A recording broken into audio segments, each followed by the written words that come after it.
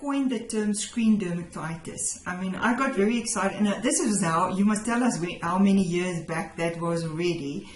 Talk to us about screen dermatitis. Well, that's a very long time ago. And we are talking about the beginning of the 1980s. So it's in the order of 40 years ago. Yeah. And then here in Sweden and also elsewhere, personal computers were introduced. And at that time they were very big and bulky and with cathode ray tubes that would expose people.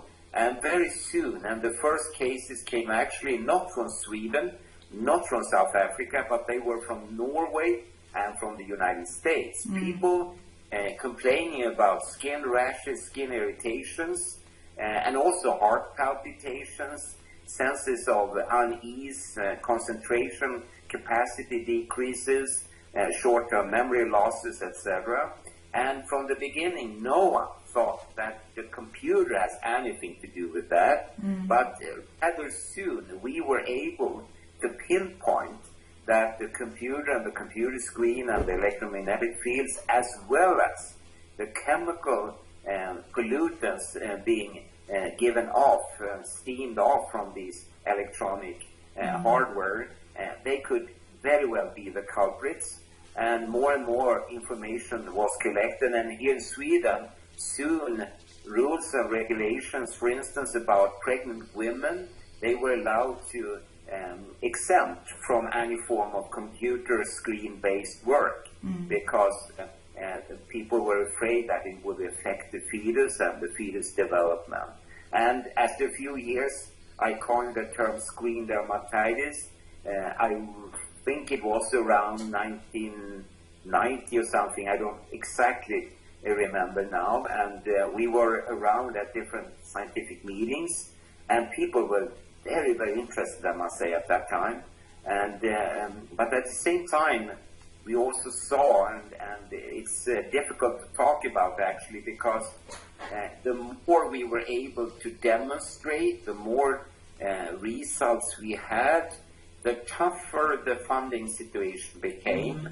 And I'm not saying that they went hand in hand, but it was very obvious that the more successful we were, someone didn't like it. And I don't know who, but someone in society definitely didn't like it. And around mid-1990s, it became more or less impossible to find support for the type of investigations we wanted to do. And you don't see it, but here on shelves, there are a lot of project ideas and projects and hypotheses that ought to be answered, and still, after 25, 30 years, they are not answered at all. And the bad thing is that when I talk to experts like yourself and to other persons with MCS or EHS, they often propose ideas. And I have to say that, yeah, fine, but we already have it here, lying on the shelf.